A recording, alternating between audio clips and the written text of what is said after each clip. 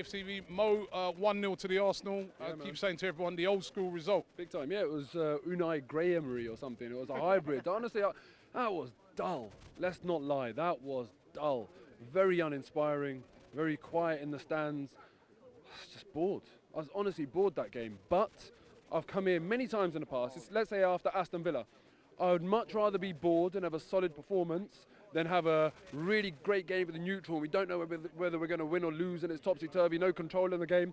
That's one complaint I've had all season about Emery, is that we haven't had any control in the game. This game, look, don't get me wrong, Bournemouth did create a little bit, but that is going to happen. But at least we had a little bit more control in the game. But look, we're fans, we want everything. We're not going to be satisfied with 1-0s, we're not going to be satisfied with 3-2s. We want to come and win 3-0. We want nice, easy games with free-flowing football. We want trophies at the end of it. That's the holy trinity in football. That, you know, and the thing is, it's not even that distant of a memory for us. We're used to seeing that at this club. You know, there's certain people like you and I mean, look, there's certain youngsters here that never saw that, but we did. So we know how good it can be, and that's why we want to get back to that. But a new manager, and I think, look, we're about 11 or 10 to 12 games into this second season. The first season was a free. We're now at that stage where I'm saying, right now we have to start judging Emery. And if he's going to put in a few performances like this, build from the back, make sure we get that solid, and then hopefully the rest will flow, that's fine by me. But a lot of room for improvement. And listen, it was a very un-Arsenal-like performance. Goal from a set piece. Yeah, man. Clean sheet. Yeah. 1-0 up. Yeah. But we don't do any of those things normally, do we? Yeah, but listen, at the end of last season, it was very, very clear what we needed, right? We said, look, we concede too many goals, we make too many errors that allow chances against us, and we concede too many shots. Today, in reality, I think a lot of those issues, I'm not saying this is the racism on the bigger scale, I'm just talking about just today, just this game. We didn't concede that many shots. I haven't looked at the stats, but from memory, I don't remember a really good save Leno made. Can't remember my heart really being in my mouth. Maybe once or twice a little bit, but it wasn't like an expected goal for Bournemouth.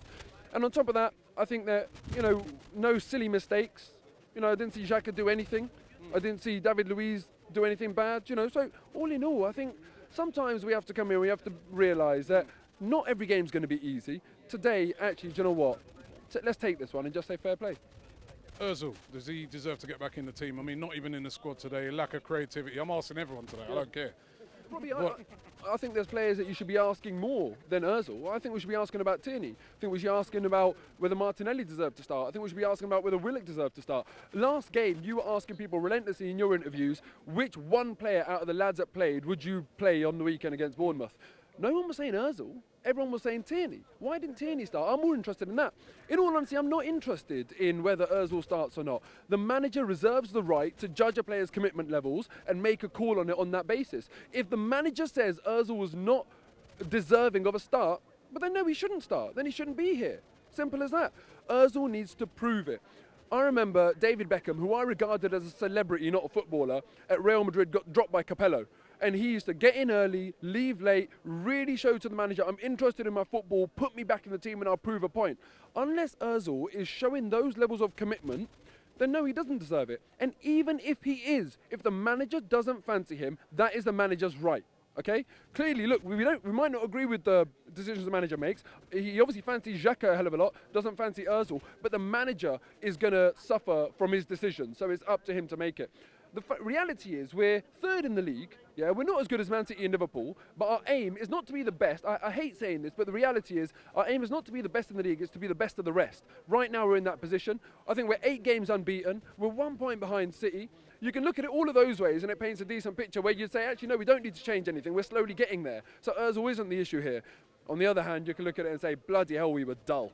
And on that basis, Emery needs to fix up. And yeah, we need a bit more to us. But I think that will come when the fullbacks come. And for me, that's what I'm pinning all of my hopes on.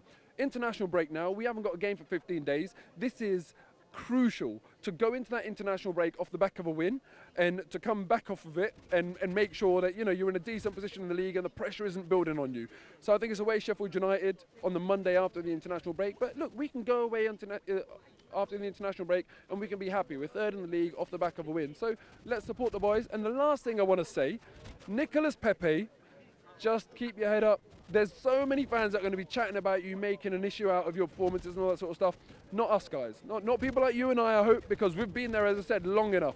Henry struggled. Vieira struggled. Bergkamp struggled. Vieira struggled. Perez, yeah. Even Santi Cazorla. People forget that when he got to the league, there'd be times to be on the floor asking the referee for fouls. You have to get used to it. You have to get used to the league. It will come. He's got my full backing. And finally, if you haven't done this already, Aubameyang's up for Player of the Month. Get your little finger, press the middle of your touch screen right there, pause it, go onto the Premier League website, vote for Oba as Player of the Month.